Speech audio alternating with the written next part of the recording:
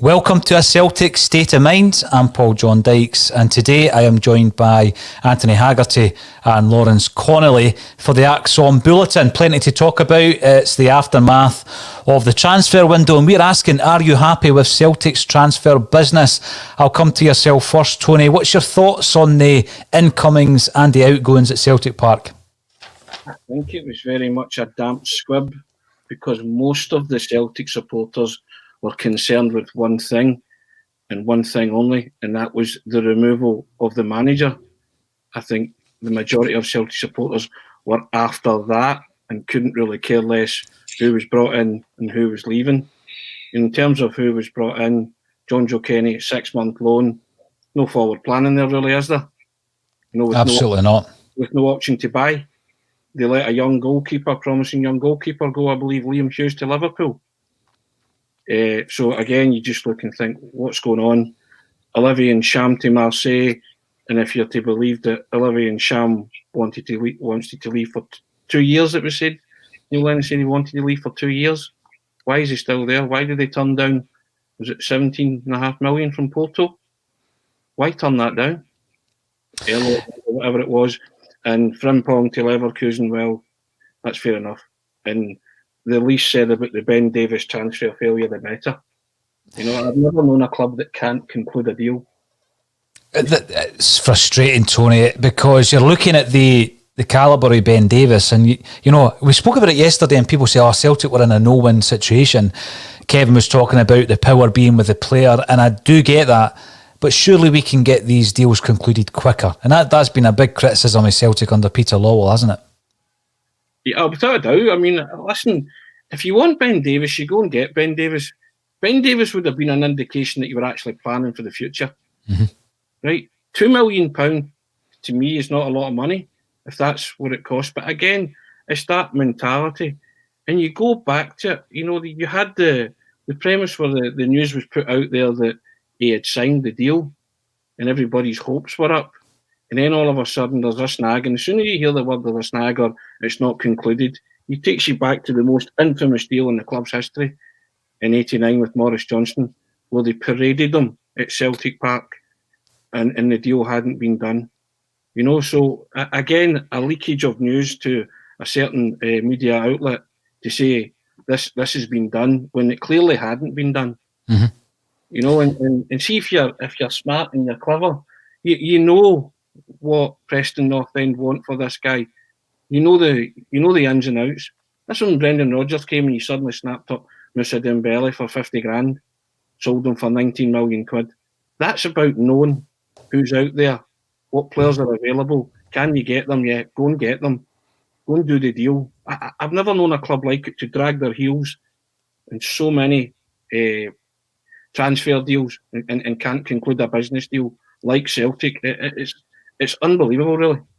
It is. It's disappointing, and to use Neil Lennon's very, common phrase, it's bitterly disappointing, Tony. When you look at Ben Davies, and his name's been flying about. Lawrence, I'm going to come to you in a second because you're looking as though I'm ignoring you. But, you know, his name's been flying about for a while. He's been connected to Celtic and linked with Celtic for some time. So there is a real sense of disappointment. And then you look at the fact that we need to be able to conclude these deals. The news that John Joe Kenny was coming, I think it was probably Lawrence that actually broke that to me on the WhatsApp group. And you look at him, comes with a great calibre, really chuffed that we've got a right back in. But as you say again, where's the forward planning? We're getting a guy games for another team, really. We're getting games in his legs so that he can go back to Everton. Lawrence, what about your own thoughts? I mean, I'm going to come back to the young goalie that left, because that's part of a wider issue, I think, at Celtic, with the young guys leaving for all and sundry. But we'll come back to it on Tony. I'm glad you brought it up. Lawrence, what was your thoughts? January sometimes is quite underwhelming when it comes to transfers. But, we're at that stage where we're almost in purgatory. You know, you've got a manager there who we're expecting to leave. You've got an incoming CEO. We're still doing business. And who's identifying the players? Who's having this final say? Who knows? What was your overall thoughts at the conclusion of the transfer window? Desperate for a centre-half. We don't get Matt McKenzie. We don't get Ben Davies. You've got to get your first choice signings. Well, most clubs need to get their first choice signings. We don't. We always get our second, third, fourth, or no centre halves. So we'll be playing Shane Duffy again, who costs us almost a goal a game. Frimpong going, great profit on him. He wants to go. Cham going, I'm not disappointed to see Cham going. Bit disappointed in the fee, as Tony said. Porto were willing to shell out big bucks a year or so ago. Got cheaper. But, we're desperate for a centre half. Everyone can see it. We've got right back in. You're just like, what? Really? Yeah. It reeks to me, Lawrence, you're bringing the right back in, let's move Ayer back into the centre, there's the problem solved. I mean, I do obviously watch the press conferences with Neil Lennon and others with interest, particularly Neil Lennon. Some may say I'm over-analysing it, but you need to try and get some kind of information from the manager. And, yesterday when he was asked about whether or not he would be going for a centre-half after the breakdown of the Ben Davies deal, he basically said, I'll be happy to run with what I've got. I mean, I just don't think we learn from our mistakes. All it takes, Tony, is another injury to the likes of Duffy, who for me isn't playing well enough to be getting a starting jersey anyway, and we're going back to young players with very little experience. Again, it goes back to what we've said from August, really, or before. There's been no forward planning this season at all, in any shape or form. No preparation for having a real tilt at the 10. Flying by the seat, I think you'll call it, call it arrogance, call it complacency. And to all intents and purposes, it looks as if a lot of people seem to have chucked it and just want the season to peter out. Now, Celtic are in a fight to guarantee second place. I mean, that would be the ultimate slap in the face for this season if they cannot guarantee second place. See, the big thing for me on that point, Tony, and it is a relevant point. I was looking at Aberdeen, obviously Cosgrove's away. Are they coming out stronger? Probably not. Obviously, Wright's away to Rangers as well. But I looked at Hibs and I thought Hibs were pretty bold in respect to the fact that there was 2 offers on the table, one for Porteous, one for Nisbet, and they held firm rather than taking, I think, maybe 4 million combined for those 2 players. So, yeah, in the past, we might have been in a situation where we've gone into the transfer market and strengthened a wee bit. Hibs have had to sell a couple of players. But now, I think your point stands. I don't think Aberdeen are stronger after this window, but I think Hibs are as strong as they were before, certainly. That's his biggest statement of intent from Hibs, saying, we're going to try and chase you down for this second place, if we can, than anything. That's them saying, we think you're vulnerable. We're going to have a crack at it. We're holding on to our 2 biggest assets. We're turning down good money. And that's big money for a club like Hibs to do that. They obviously think that they can chase Celtic down and maybe sneak second place. Whether it's possible, I don't know. But again, Celtic play tonight, and can you guarantee them a result in a place where they've traditionally struggled? Oh, there you go. I know. See, the big thing for me, I'll come to yourself, Lawrence. I mean, Hibs have been guilty in the past of having a clutch of players and then allowing them to disassemble all over the place, often to Celtic Park, as it happens. And I mean, we remember the potentially great side that was coming through at the time of Scott Brown and Derek Riordan et al. I think that what you've said, Tony, is spot on. It's very, very accurate. It's a statement of intent. Now, I think what will happen also is the opposite to what happened in Cham, and we'll come back to him in a second, whereby a player downs tools. I think the opposite will happen with Kevin Nisbet, because his form has been suffering at Hibs in the last month or 2, and it could have been with a view to, obviously, agents are putting ideas in players' minds. Tony, there's this club after you, there's that club after you, this kind of wage has been discussed, etc. And it does turn the player's head. Now he knows he's at Easter Road to the end of the season. If he gets back to his best form, and he's a cracking player, people talking about him in the Scotland kind of setup, etc., then again, Hibs are firing on all cylinders. Where are we looking? We're looking at Lee Griffiths, who came off at half-time. You can read between the lines between Lee Griffiths' interview and Neil Lennon's interview. It's obviously due to the fact that there's a fitness issue, or he's not doing as he's being asked. You're then going down the pecking order to Ayeti, who's not got form, Klamalo, who's not got form, Edouard, albeit scored at the weekend. He's not hit his top form. If Hibs do and we don't, I take your point. I'm looking at that league table and I can't take anything for granted, Lawrence Conley. Listen, I think we've got to worry about Livingston as well. We've got 13 games to catch 13 points. They're banging form. You're dropping. Look at our January form. They're dropping more than a point a game. If it continues like this, Livingston will overtake us, never mind Saints and Aberdeen. That's where we're sitting. And we're leaking goals. It isn't a return to the sieve. We're weak in the centre of defence. We identified 2 targets, don't get any of them. And don't even have a period of a third option. It's just mind-boggling that it's kind of, we knew McKenzie was not an option early doors. As Tony says, what is it with Davies we couldn't do? If it's 2 million, to get him down, even get the pre-contract signed, make sure he signs it, then negotiate the Preston. We don't do anything. We put an offer in front of him, don't get it signed. We know football. You know that player's going to walk away and go, "This is what I've got for Celtic." To his agent, can you get me better elsewhere? Because until I sign for Celtic, I'm not bound. This is the minimum I'm getting on my move. Mm-hmm. Celtic's negotiation.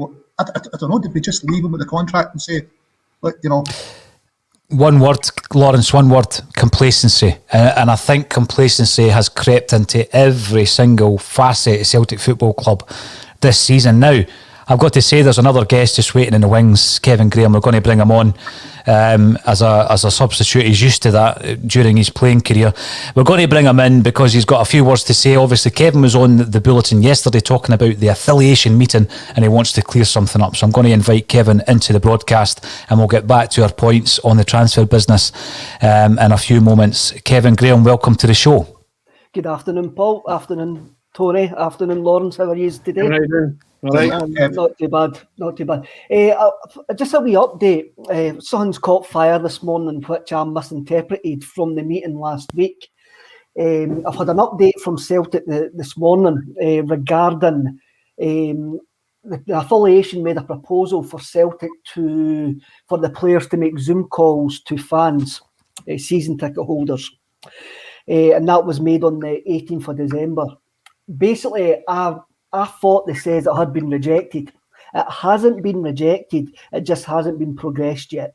So everybody that's catching fire and getting on John Paul Taylor's back this morning, you can all stand down. It was my fault. I misinterpreted it, misheard what he actually says, and I think he's had a bit of a hellier morning for us. So everybody sort of moaning and shouting at JP in the club, he can stand down on this one. This has been my fault. Or just start shouting at you, Kev. Just start shouting at me. I know. I'm barring myself in meetings and note taking. Now listen, Kevin, I've got to say, fair play to you for coming on. If you made an error and you're coming in to set the record straight, fair play to you. I've not seen much responsibility being accepted by our illustrious leader this season. We'll get back to his press conference that he gave yesterday. But no, Kevin Graham, that's fair play. So basically, to clarify, there has been a proposal made to the club that the players contact some of the more vulnerable supporters this season via Zoom, and that is something that is still under consideration, something that's being progressed, I guess. The players are not aware of it, so they haven't rejected anything. So I know we're getting on the players' back, but this is something we can't get on their backs about because they're unaware of the proposal. I don't know if that erupted on Twitter this morning. I haven't had time to check that. Maybe I won't log into the ACSOM Twitter then. I'll be on the ACSOM Twitter because JP tagged us in it. So, Kevin. Sorry, you're one of these players. I think back to a game when Joe Miller was brought on as a sub and then Billy McNeil took him back off. That's happening right now before you cause any more trouble. But you will be back tonight for the game. Yes, hopefully we'll get a victory tonight and I will have recovered from my faux pas. Kevin, do you want to continue with us today or you got other things to do, other people to upset? I'm actually working, so I need to disappear. Right, no problem. We're going to sub you back off. Thanks for joining us, pal. Thank you. Bye. Fair play. If you make a wee faux pas, come on and explain yourself and take a wee bit of heat off of JP because I don't think he needs any more heat, Tony. See, on that note, Paul, I think it's incumbent upon Celtic players to meet the fan base anyway. See, me personally, I'd have a clause inserted into every Celtic player's contract. Every week, you either attend a supporters function or you meet a branch of the Celtic supporters after training once a week and touch base with as many of the fans as you can, because it's Celtic thing, and it's the right thing to do. And you've Tommy got lost spare time as a footballer, and it's a humane touch, right? Nothing better than being part of a club and seeing one of your idols come to your function, or even just turn up. And I'd make it a clause. I'd insert a clause into the contract. That's what you do. It's the Celtic thing to do. Yeah, Lawrence, you were saying there, pal. Tommy Burns brought that back, but obviously it's stopped now. But he brought that back when he came in as manager. You know, Yeah. you used to get players like your end of season dances or whatever. Any meetings you want, just phone the club, you get a player. The big thing. You know, 2 players. Of course, yeah. I mean, I would make them do it once a week, Lawrence. No, at least once a week, and go around as many, and not just in Glasgow. Go to the Hebrides and all that. Go everywhere and meet every Celtic supporter from around the country. And some of the players could stay in the Hebrides this season, if you ask me, Tony. But you know what I mean? Just die, don't come back. Anyway, that springs to mind, though, back in the day, because I think we're all of a certain vintage, but back in the day, I've been told from guys like Chris Morris, for example, that Billy McNeil used to have the big folder, didn't he? And it would be going through all the requests. And like you say, they might get sent to an Oban CSC night, and it was part of their duties. And, you know, he would have it on a basis whereby you wouldn't go every week, but it would be your turn eventually. And that's where the whole story around the Fields of Athenry came in. I'm going to remind you of this one, because Chris Morris was on an early episode of Celtic State of Mind when it was an audio-only podcast. Very quick story. So anyway, he would go to these CSC dances, and he didn't know anything like it. He had played with Sheffield Wednesday previously, and they had nothing like that. So he was going to all these dances, and he came back one week and said to Peter Grant, you know, I keep going to these dances, but, you know, they expect me to sing a song, and I don't know what my party piece is going to be. So Grant, he says to him, listen, Chris, just stand up, right, and just start singing, Hail, Hail. He says, and before you can get anywhere, they'll all join in. And he was like, all right, great idea. So he starts doing that for a few of these dances. Then he's on international duty with the Republic of Ireland, that brilliant era side under Jack Charlton. We all loved watching him in the finals, and the journey was superb. And Niall Quinn, who's a big Celtic fan. And again, I'm not name dropping, but we had Niall Quinn on a previous episode of A Celtic State of Mind as well. So check us out on YouTube. It's in there, or on iTunes. And Niall Quinn asked him, what's it like playing for Celtic, etc. I'd have loved Niall Quinn in a Celtic jersey back then. But Chris Morris tells him this wee funny tale. But Niall Quinn's right into his, what would you call it, traditional Irish folk songs. And he says to Chris Morris, you know, you've got to sing something better than that. So they room together, and he starts playing on this tape, and it's the Fields of Athenry, right? So Chris Morris, the next CSC event he goes to, he's learned all the words. So he gets the mic, he's to sing a song, and he sings the Fields, right? And he claims that it was because of that the Celtic fans started singing it at games, because that one supporters club introduced it to a game. So he's having that in the folklore Celtic Football Club. Even if it's not accurate, Chris Morris is having it. He's responsible for bringing that song to Celtic Park. How good is that? There you go. That's a great story, actually. Superb. When did you hear that? So, I mean, I remember... People tell me maybe late 80s, early 90s. I remember the Hampden season. I can't really remember it before then. The Fields of Athenry at Celtic Park. I've got to be honest, I'd be stumped to say I could pin it down. Mm-hmm. It's a tough one. It's a tough one. People say that we walk on as well when we're trying to claim that we sang it first. When was the first time? I know I'm digressing a wee bit, but it's worthwhile. Somebody actually contacted me and said that their granddad was at the 7-1 game, 1957, and they started singing "Walk On" because they were mocking the Rangers fans leaving early, walk on, and they started singing it. So he was saying it would be great if this old guy got interviewed once so that we could finally say to Liverpool, we sang it first, right? I don't know if that'll ever happen. But anyway, as I say, I digress. Fair play to Kevin. It would be great to have more of a connection with the players. It's almost as if we've moved into an era, Tony, even as a journalist. Talk to us about journalism. Talk about the kind of relationships you were able to build up with the players back then when you were doing that job fairly recently. I mean, the higher up you went in terms of footballers, it became kind of impossible to bond with players, you know, but you could bond with the likes of Motherwell players, St Mirren players, Livingston players, Dundee United players, because you turned up and on a kind of cyclical basis. You know, you were there once a week commanding up players, so you get to know people. But I was always of the opinion that you don't want to become too friendly with players per se, because you might have to make that phone call one day, and you know, conflict of interest stuff. But you can't help it if you're seeing someone on a repetitive basis. You do form bonds, and I get very close to James McPake, who's now the manager of Dundee. Get very close to Robbie Nielsen, the manager of Hearts.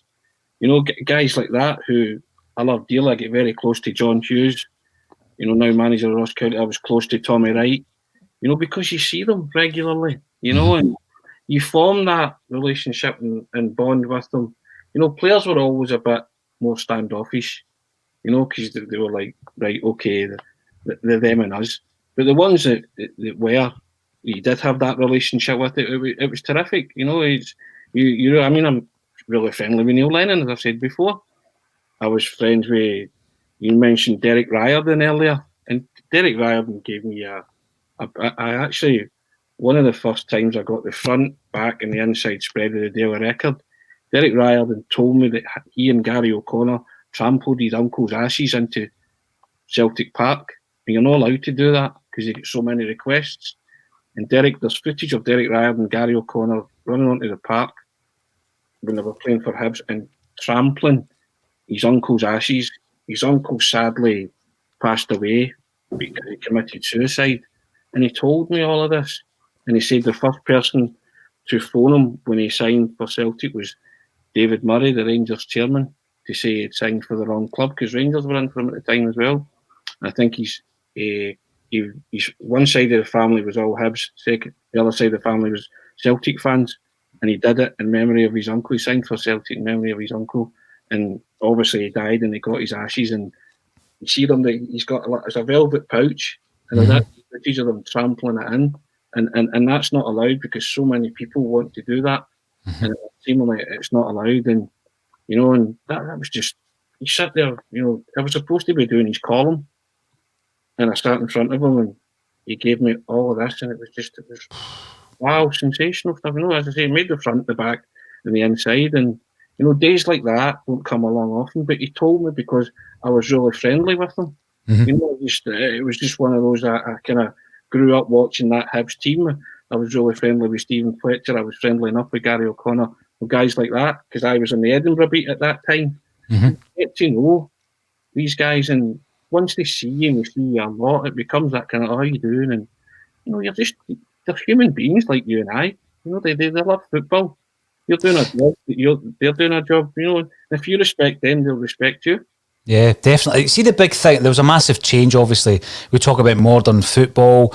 People reckon that the modern game changed, maybe with the introduction of the Premier League down in England. I remember it well. Don't You Forget About Me, the adverts, all that kind of stuff, 92, 93. And we moved into the realms of players becoming untouchable. I think at Celtic, one of the big parts was when we stopped training at Barrowfield. Now, I know we needed to upgrade the training facilities. It was a long time overdue. I mean, you speak to people like, you know, Davy Provan, who signed in the late 70s, and he says that you know, they needed to improve it back then. He tells a story about when Johan Cruyff came over with the Ajax team. I think, was it 82 or 83, Lawrence, you can maybe correct me. And they thought that Celtic were winding them up when they offered them Barrowfield. They were like, no, really, where is the training facilities? You know, they actually thought, and they're looking at it thinking, use won a European Cup training here. But obviously we know that they had to improve it, but there used to be that camaraderie, I guess, between players moving from Celtic Park up to Barrowfield. Some would drive, some would walk. I mean, a big part of it was lost when we moved. Lawrence, would you agree? Definitely. I mean, but McCann put aside quite a few million. I know the board only had to match it, and we didn't. I think you gave them 5 years to match it. We didn't upgrade 10 ages to go to Lennoxtown. But yeah, watching them at Barrowfield, you know, and nipping into Belvedere Hospital to get a cheap lunch, or if you went the wee Belvedere Cafe across the road from the hospital, some of the players used to stop and get a rolled sausage if they were walking back to the gate, you know, to park kids to get their cars. So you got to meet them and kind of see them. You know, it was a bit more, as you said, bit more of a relationship, a bit more in touch, a bit of banter with them. Definitely lost. And I know we're upgrading Barrowfield now.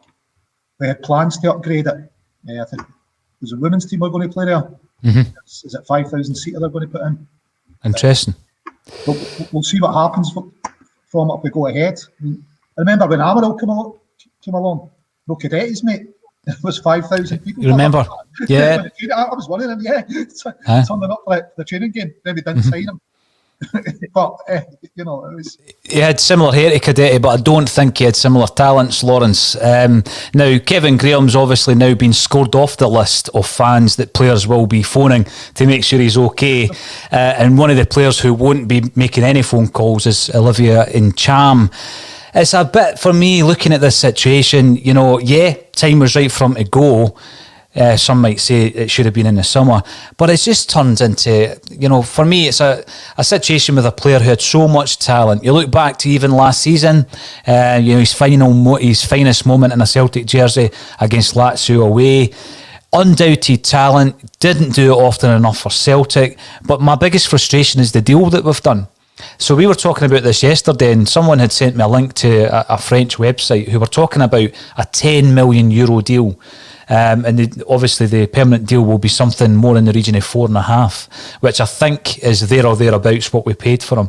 Tony, I don't think we've done a good bit of business here with Ncham. Yeah, right for him to go, but he's regressed massively, and obviously his value's dropped hugely.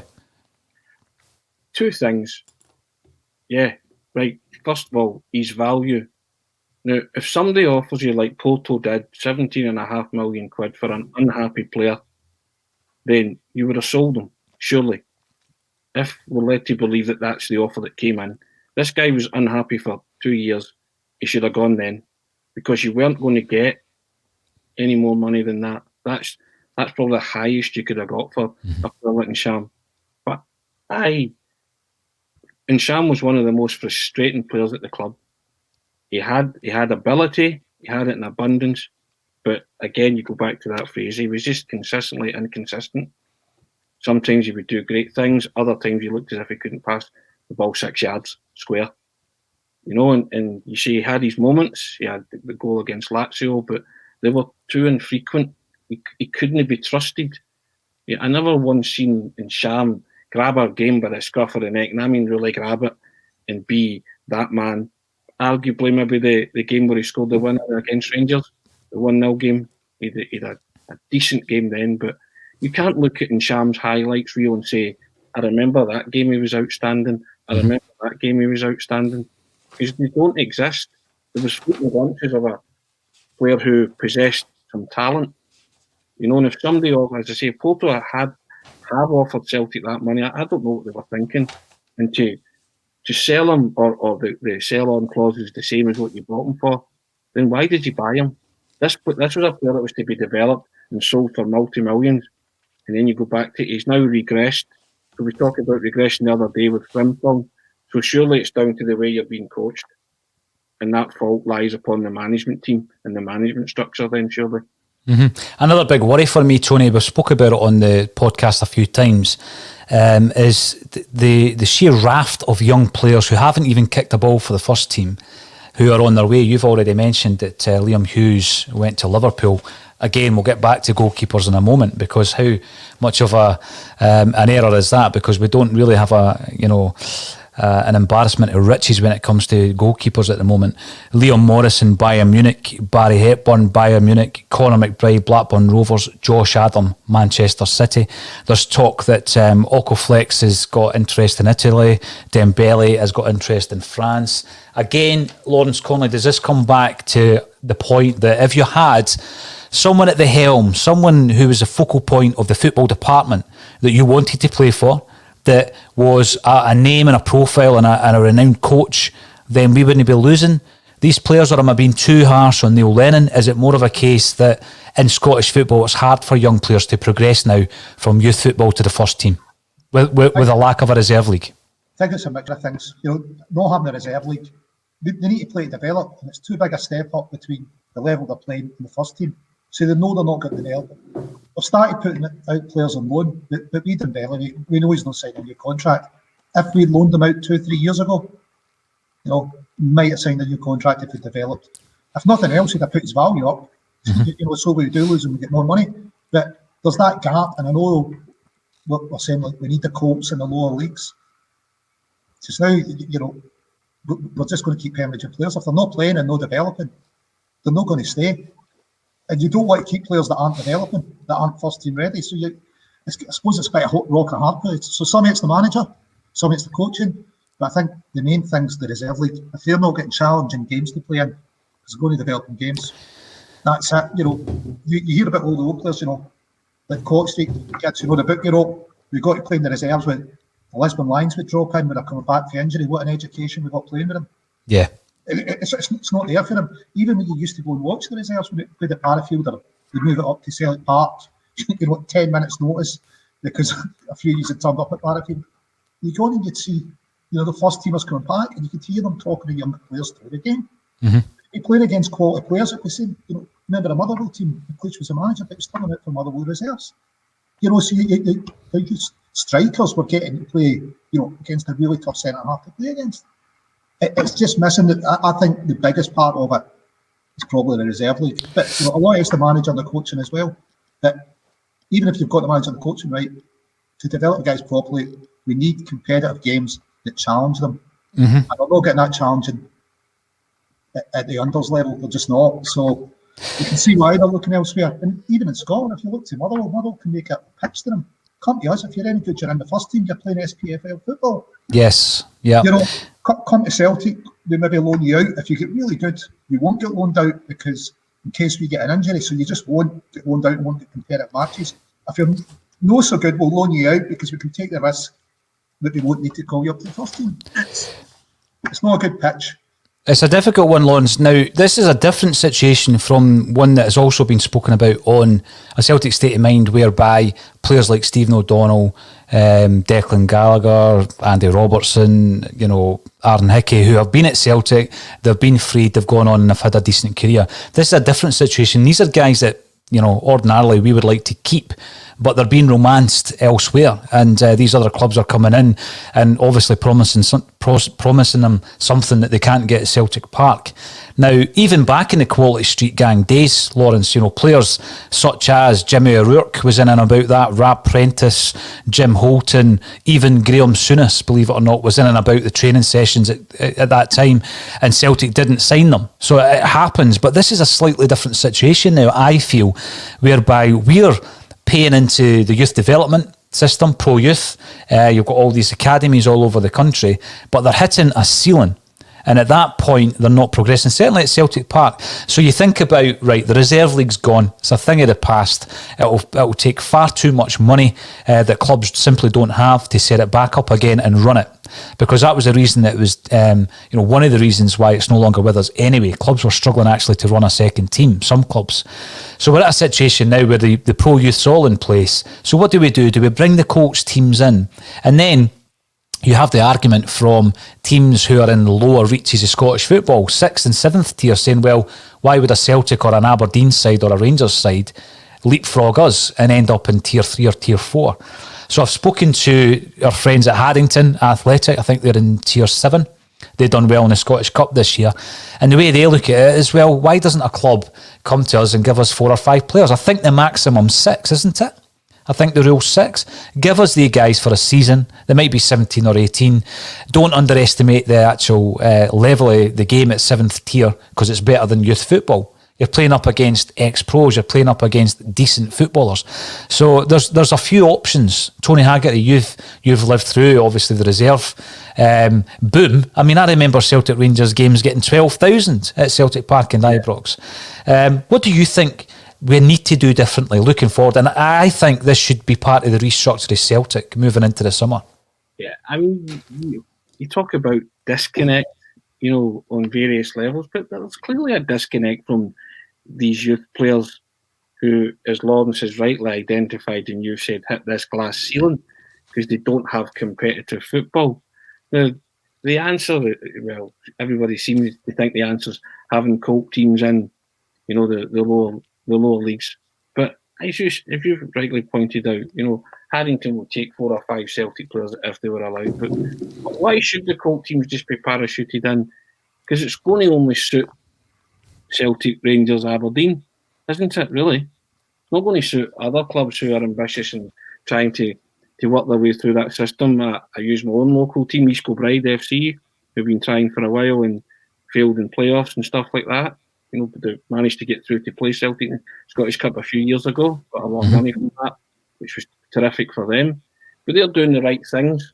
So why should they be punished by a Colts team or Colts team just parachuting into where they want to be? And they've spent a lot of money chasing that dream. So there's that argument, and I can see all sides of the argument, to be honest.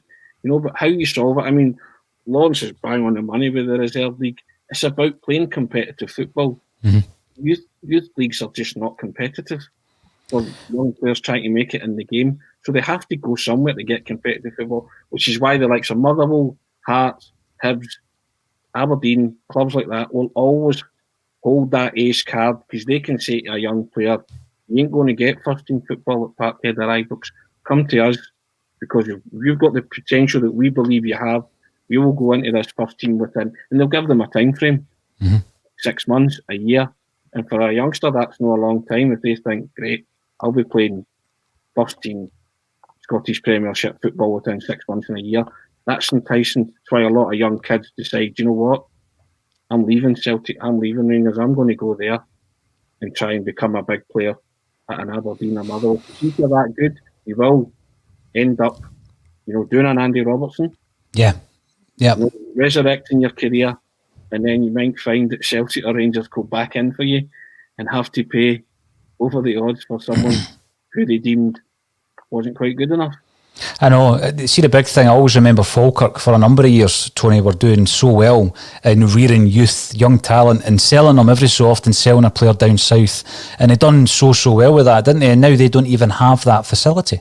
Yeah, they took the Forth Valley Academy away from them, didn't they? Which is where they got all their youngsters. And it's a shame, but as you say, it's just all down to cost. Clubs just can't simply afford to run a second team. It's frustrating. On the cost, yes. The SFA could regulate you've got to run a second team. Because cost is a choice thing. They've got money, but they just spend it on the first team. It's like having an AstroTurf pitch. You can afford a grass pitch, but you want to put AstroTurf in because you want to be able to pay more wages to your first team and reduce your maintenance costs. So, as a club or as a country, if we've got a vision for football that we want youth to develop, we want it paid in grass, these are things we can regulate. I mean, we regulate things like all-seater stadiums, which I don't know what that done for the development of football players. Surely we could regulate grass pitches and running a second team. That's something that's going to develop the game more than an all-seater stadium. I totally agree with that, Lawrence. But as I say, I just think clubs, as you say, are reluctant to throw money at a second team. That's the bottom line, A wee message coming in from Stephen O'Hare. We feel your pain, Stephen. Tough listening these days. We have got to get a new management team in now. I think today we've actually veered away from the doom and gloom a wee bit. We've been talking about the good old days. However, we will have to talk about tonight's game and obviously the pretext of all of that. Transfers for me, it was a difficult situation because I get the feeling, even though Neil Lennon seems to believe that he's going to be part of the rebuild, that there are plans in place, and you get sent rumours all the time, don't you? WhatsApp rumours and through your DMs on Twitter, etc. You never know quite what to believe unless you get it from a really trusted source. Tony, we're in a dreadful run of form. One win in 2021. We're going to a historically difficult venue as an away day for Celtic. Tonight, we said it last week, does it make any difference what actually happens now with regards to the results? Because we've had so many Tony Mowbray moments, we've had so many John Barnes moments where you expect the breaking news the following day to be the departure of Neil Lennon. Do you honestly think that no matter what happens between now and the end of the season, he's going to be the gaffer? It certainly seems to be shaping up that way. I pointed it out the last time I was on. Celtic have won 8 out of the last 24 competitive games. That's an exact third. I mean, that's just no good enough at any level. Never mind being the manager of Celtic. And as I say, you go to Kilmarnock and Celtic traditionally have never turned up at Rugby Park. They can't play in that surface. But the results are paramount now because they have to secure second place. It's not as if they've got a massive points differential. They haven't. So they have to start screwing the nut and getting down to business and at least securing that. But the way the season has gone, it would be the ultimate failure to, not to finish as runners-up. Ultimate failure. And, you sort of sit there and you think, okay, but you don't have any faith in them securing second place at this minute in time. Don't have any faith in them getting results. Did Saturday surprise you? Not really, because there was 2 teams on the park, but one team seemed to be playing for the manager, and they weren't playing in green and white. Someone, quite a few people actually, Tony, I was diverted, my attention was diverted there. Some of the comments are coming in telling us that during a press conference, Andre Villaboas, the Marseille manager, has resigned during a press conference. I don't know if it's got anything to do with Encham signing for Marseille, but it just shows you that all over Europe, these managerial changes are happening. But we seem to still be in purgatory at the moment, where every day we're coming in, people are calling it Groundhog Day. How do we tackle that? Because I'm not going to stop doing a daily bulletin. I think it's a necessity, and we've done it all the way through lockdown. We're going to keep doing it. The way we try and tackle it, Tony, keep it fresh. I'm going to be here most days, unfortunately for some of you, but we do try and have, a team of contributors, and I think the contributors are fantastic. Different views. There's no narrative. This is a big thing. There is no narrative to ACSOM. Everybody has their own view. And I've had some strong views given to me that I disagreed with, but you soften sometimes to the view and then you start looking at it differently. And that's what it's all about. The debate's brilliant. And we're going to have that every single day. We're going to keep that up. And some of the same names are still being looked at by Celtic fans. Connor Kelly comes on to tell us that it looks as though Benitez is set for Napoli. Clubs are going to go out and get the best talent out there, and I think that's one of the biggest concerns for me.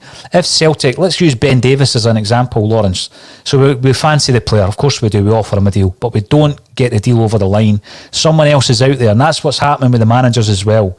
I mean, at this moment in time, I think most people will know we have got an interview coming up later on today. I'm going to say it's 6 o'clock, but I'll confirm that on the Twitter page. I've never got near Twitter today, unfortunately. But we're going to be interviewing Mark Hughes. Mark Hughes has dropped down to 17-1 in terms of the Celtic job. What I would prepare everybody for is Mark Hughes and Mark Bowen are far too respectful to fellow managers to be asked questions directly about Neil Lennon's position. But we are able to ask him a question which will give you an idea as to what his aspirations would be should Celtic come and ask him if he wants to come up the road. So it's a very interesting interview. It's with a guy who I've done a lot of research on recently because I remember him as a player. He was an astonishing player, Mark Hughes. But looking into his managerial career, I think when we started talking about Mark Hughes, it probably was 70-30 against. But as time has developed, people are looking at what he has achieved in management. And I get probably the comments maybe 50-50 now. People would, some wouldn't. It's all about opinions. What's your thoughts yourself, Lawrence? Obviously, we'll be hearing from Mark Hughes at about 6 o'clock tonight. Blackburn to City was the most expensive manager then. Most expensive compensation fee for a manager when at City, something like that, wasn't it? World record. Yep. World record. He was absolutely flying then. I actually didn't think he'd done enough to get sacked by City. He wasn't performing badly, but City just, they had so much money, wasn't it? They just, well, you're not the best manager in the world, so we'll sack you. It doesn't matter how good you are. If you're not perceived to be the best manager in the world, you get sacked.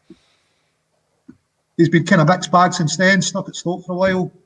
What a player, He was deadly in the air, lethal on the deck. I think his teams, anytime I've seen them, they're attacking teams. I think he'd be a definite contender. We'd be daft to shove his CV in a draw, wouldn't we? If it comes in. Going back to Rafa Benitez, yeah. See, the big thing for me with Mark Hughes, looking at the managerial career, he went to Wales. He was still a player when he went to Wales, and he retired from playing for Wales, but he was still playing at the time for Blackburn Rovers. And he explains tonight, the state that Wales were in at that time and what they had to implement, and etc. And that happened a few times in his career, which I find interesting. Because I think that Celtic need a bit of a repair job. I think somebody needs to come in and look at the whole situation, be that Mark Hughes or someone else. I think it needs to be done. Interestingly enough, Blackburn Rovers, he was flying, got them into Europe, done really well. First FA Cup semi-final since 1974. Man City bring him in, world record compo. But then there was a change in ownership at Man City. So you're looking at his entire career, and we talk all about it tonight. But again, what I wanted to try and tap into, Tony, was what is Mark Hughes and Mark Bowen's, because they're a team. You know, they work together. Bowen's the coach. What's their philosophy? How do they instill a mentality in players? You know, what style? What would their plans be? What's their European aspirations? I've asked these types of questions. Would they be a good fit for a club like Celtic? Is basically where I was going with that one. I think you look at Mark Hughes and Mark Bowen, as you say, they come as a pair. Brendan Rodgers and Chris Davies came as a pair. Mm-hmm. So Martin O'Neill, Steve Walford, John Robertson, a threesome. But when you see that kind of structure, and these guys follow those same managers around all their career, and they're successful, you know they've got something. So I think as Lawrence has rightly said, you can't just put that CV in a drawer and say, "Nah, no, thank you." You know, if you think Mark Hughes would be an upgrade on the current managerial regime, then you have to treat him seriously as a candidate. Mm-hmm. 50-50 out there, but when you start outlining what Mark Hughes has achieved, he's actually done very well as a manager. So he has to be, as you say, in the running or in the betting. Do the Celtic fans want him? Then opinions split. But after listening to the podcast tonight, then they might get a different view of Mark Hughes. You know, at the moment they probably think, he's trading on his name. He was a great player once, and he had, a success at Blackburn before he, and it's no disrespect to Mark Hughes that Man City went in a different direction. They sacked him because he wasn't the best manager in the world, as Lawrence has said. Mm-hmm. That's not his fault. So, people instantly say, Tony, you remember it yourself, but he bought Robinho. 32.5 from Real Madrid. And you've got to realise, and you can't pick and choose the players that you claim as being the ones you've identified, but again, did Mark Hughes buy Robinho? Was it really Mark Hughes that wanted to break world records? Of course it wasn't. But I'll tell you who he did buy. He bought Vincent Kompany. He brought in a host of players. Kolo Toure was a Mark Hughes signing. They did okay. A Vincent Kompany that Celtic could have signed. Yeah. When we played against them. Yeah, Champions League. Cracking game. Aye. Liam Miller had a stormer. Yep. Remember, Celtic were notified of Kompany's availability, and I think it was for, somebody might correct me, but a couple of million quid. And the boy was a player. Mm-hmm. No foresight, no forward thinking. You look at Kompany now, and he's one of them. We could have signed him. It's Celtic's history and litany of players. There's a litany of players like that. We could have signed him at an optimum time. Vincent Kompany was every inch a footballer with intellect. He was young, he was raw, but he was the real deal. He was a powerful presence at the back of the pack. And as Lawrence has alluded, what we struggled for years, central defenders, centre halves, And here's this guy you're offered. You said, you know what, this guy's available. See if your scouting network's right. See if your management structure's right. You don't need to be, you don't need to be a genius to identify that he's a player. And you played against him. Mm-hmm. Somebody notifies you and says, you can sign him. And they don't do it. It makes a very good point. It's something I'm pretty passionate about as well, because I speak a lot about youth football in one of the other shows on A State of Mind with the Porty Boot Room, Tony. Could there not be a cross-border under-21 competition? You wonder what the clubs are looking at, because there seems to be a fair bit of resistance with the Colts team within the pyramid as well. But I think a very good point is coming in from Jinky J, coming in through Twitter. Celtic and Rangers teams would provide a decent attendance in the lower leagues. Now, again, as you quite rightly said, Lawrence, obviously the Quality Street gang, this isn't a plug because you can't buy the book, it's not available. I'm not trying to plug the book. But I did find it very interesting that back in 68, because the Quality Street gang were so good, and Steen was concerned that they wouldn't develop like he wants them to develop, because you're trying to dispossess a Lisbon Lion of their Celtic jersey. So he knew it wouldn't be a wholesale 8 guys coming in at the same time, although he thought they were good enough. He made a proposal to put the second Celtic side in. And at that time, it was only Division A, Division B. So there was only 2 leagues. So they would play in the second league. And what they did to try and sell the idea, almost like a kind of like travelling roadshow, they would take a Celtic reserve team to the likes of Recreation Park at Alloa, and they would go and they would play all these different teams. And what Steen was trying to show is not only can we compete, because they were beating these teams, they were actually defeating these clubs, but the attendances that these clubs were getting was vastly superior to their average attendance. And that's because if Celtic weren't playing, or if they were playing away from home, they might go and just nip in and see Celtic reserves. So that I think is a good point, and it would happen, but I see the resistance coming from the lower leagues, and I don't just mean within the top 4 divisions. So will it ever happen, do you think, in our lifetime, that we have the B teams playing? They've done it in Spain for years, they've done it in other countries, Tony. They do it in Holland, don't they? The Eerste division, where a young Ajax and a young AZ and a young PSV, that's what they're called. They're called Jong Ajax, Jong PSV, to let you know that it's more or less a reserve team, but they're playing in a competitive league because all the other teams are trying to get into the top flight, the Eredivisie in Holland. So it works there. I'm not against the logic of it working. I think Lawrence is right. It could work. I just think there's a lot of hostility towards it. But some of the benefits you've outlined there is it would bring, the lower leagues would get better attendances. But I think those clubs are ambitious within themselves. They don't want to be leapfrogged, in their own quest to make it into the pyramid. So, you have to try and balance that argument, don't you? But if it works in Holland, then why can't it work here? We need to do something, don't we? That's a big thing. Let's make a change. Let's be bold. Back then, when it was refused, it came down to a vote from Partick Thistle, believe it or not. And Partick Thistle were concerned that their attendances might be affected by Celtic fans going to watch the B teams. But there you go. That was a situation back then. I think it's something we need to think about. Jeff Payne comes in to say Mark Hughes certainly has the experience, but he's been out of a job for a while. He has been out of football for a couple of years. One of the years was self-imposed, but he goes on to tell you, obviously COVID knocked his schedule out the way a wee bit as well. But it's a name that's out there. It's gathering a bit of pace when you look at the bookies' odds. Lawrence, if it's an ever-changing situation, Rafa probably will go to Napoli. If I was to ask you now, who would be the right man or the right team for you? What are you thinking? I know this is an ever-changing situation. I heard Tony talk about it before. You've got to aim for the top. Look at the boy. Is it Legray taking Juve 85 titles? He's out of luck. We can bring him in and say you're putting yourself in the shop window here. 3 good years at Celtic, you'll get a top 6 club in England the next time it comes up, and you've got a large compensation package. So someone like that, I don't know, maybe Desmond's holding out for the summer, because COVID's going to change the football landscape this summer. There's a lot of clubs going to be short of money. So maybe he's thinking there'll be a lot more managers on the market. Will the structure of leagues change? Who knows where we're going to be come the summer when clubs are completely out of money? How many clubs are going to go to the wall across Europe, and what kind of effect it's going to have, and what kind of plan UEFA have to make football more attractive and more sustainable? I don't know. We pulled out the Atlantic League. What did we do that for? And you've got to think we pulled out that because there's something else in the background. We're not just saying no to that to just stay in Scotland, surely. So for me, but back to the question, it'd be the guy at the top. I'd go with the ex-UD manager.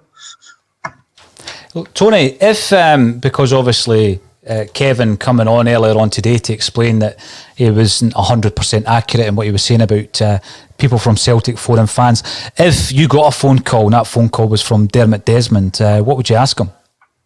Myself personally? Yes. Oh yeah, I would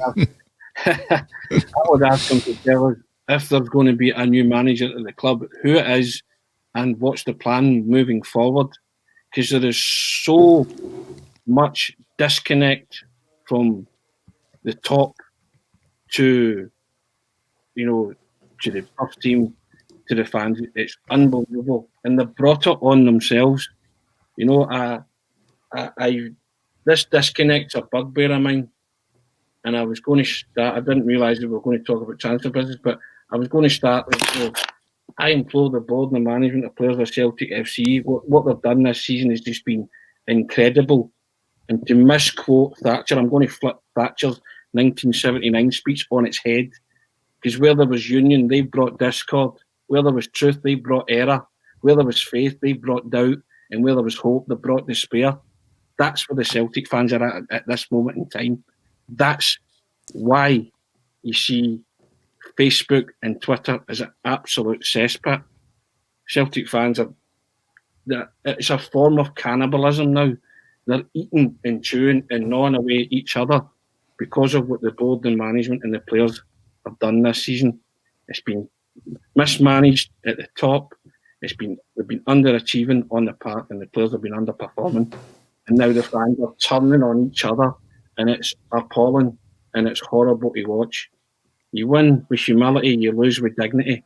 This isn't the way, and that's what I'd say to Dermot Desmond. And you've caused this. You guys have caused this.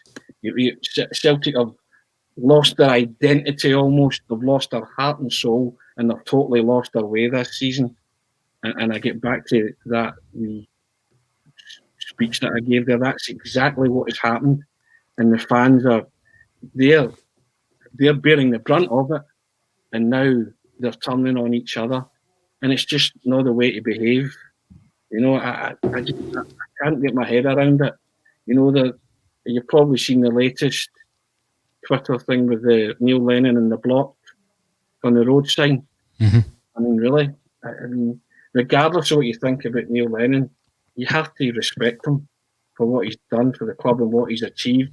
We've spoke many times on this forum that we believe his time's up, but to stop coming away with these kind of memes and getting that groundswell to, you know, to kind of, it's fervour, it's anger. We understand you're angry, no, but there's better ways and means of portraying that. You have to be intellectual and articulate your thoughts and your feelings.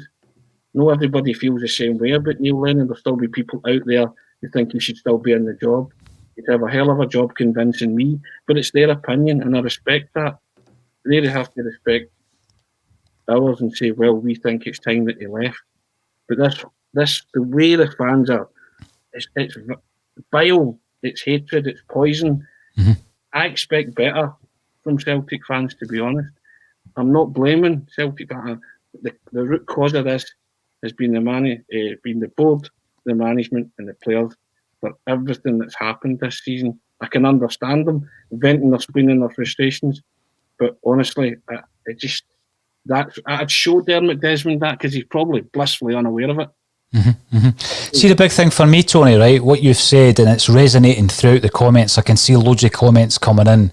I think what you've said there are the words that many Celtic fans have felt for some time, and you've obviously put them together there in a perfect manner, which, quite frankly, I'm not going to try and follow up. It's like trying to, come on a festival bill after the Rolling Stones in their pomp. It's not going to happen.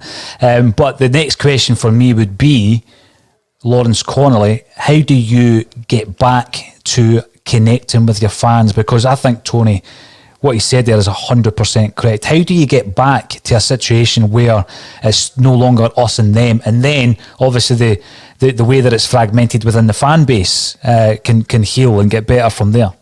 I think it's all down to communication. There's been a complete lack of it, which has left a vacuum. And Tony's touched that. Fans are fighting also because there's a vacuum. There's nothing coming back. The club just treating it. It is almost treating us with contempt. There is nothing. There's no communication or any meaningful communication. There's no plan of a way forward, what we're going to do, what we're trying to achieve. They're just leaving an emptiness for people to speculate on. It's not good. They need to get back to having some kind of fans forum. We've touched on it here. They've got the technology now. This is the easiest time they can communicate with a fan base. We've got the Past the Paradise. They can sign in. They can do, a bigger version of this. They can talk to people, players, on Zoom calls. Apparently, it's not in front of the players yet. If that was November and it's not in front of the players yet, but in February, what is it they have to plan for 3 and a bit months before putting in front of the players? It's not a hard ask. Listen, players, COVID's going on, right? That's not going to be news to the players. We've got some people are struggling with COVID. That's not going to be news either. Would you mind having a Zoom call with some of our more vulnerable players, even if it's a pre-recorded message from them? Say, would you mind doing a wee pre-recorded message we want to send out to everyone called Kevin, you know. We can look through the database and go, everybody gets a message that addressed to Kevin, it's called Kevin. But we are 3 and a bit months down the line and it's not been progressed to the players. You know, it's where's the block in that? I don't even see it's a difficult decision to put in front of the players. No, I agree with that. And you know what? I'd probably go one step further and I wouldn't ask. Under the circumstances, I actually wouldn't be asking the players. But Tony, I'll throw the question back to yourself. What do you expect will happen from here? Where is the charm offensive? When is it going to begin from the club? It has to begin now. Surely, the moment for it to begin is long past. But the Celtic supporters, how much more can they put up with? You know, how much more do they want to put up with? You know, we're going to limp to the end of this season, and they're probably hoping that we'll secure second place. It's no guarantee. What happens if they go to Rugby Park tonight and get beat? You know, you're under, and there's no guarantee that Celtic are going to win tonight. You know, the Dubai trip was meant to be this bonding session, which was supposed to be your last hurrah, and you're going to try and have a tilt at trying to rescue this, you know, a salvage operation on the wreckage of a season. It's been anything but. It's been worse since Dubai, which proved to me that there was cliques in the team. Mm-hmm. You know, it was clear. You know, but this Dubai trip that they spent 400 grand on, lavish 400 grand on, when there's people at the club who've been furloughed, which is far and away removed from the ethos and the foundations what the club was built on, far and away removed from it. This was supposed to sort everything out, supposedly, and they've come back from Dubai and they've not won a game, have they? One game at home against Hamilton. One game at home. You know, that's the thing. See tonight, I'm actually preparing myself for the worst. So we will be live pre-match, half-time and post-match. Before we go live, as I was saying before, we have been speaking to Mark Hughes and Mark Bowen. We're not doing a recruitment drive for anybody, but I think out of all the candidates I've seen, they certainly are people that I was able to organise an interview with, and I'm sure you'll all enjoy that. I'm hoping to have it out by 6 o'clock tonight. If I can bear to get onto Twitter after Kevin Graham's faux pas has probably sent my notifications through the roof. But he did come back on and apologise, and you know, let's apologise as a platform for any misinformation that was put out yesterday on the bulletin. All that's left for me to say is, as well as thanking everybody for getting involved in the comments, it's been a very busy afternoon for us, is thank you to Lawrence Conley and also to Anthony Haggerty for joining me once again on A Celtic State of Mind.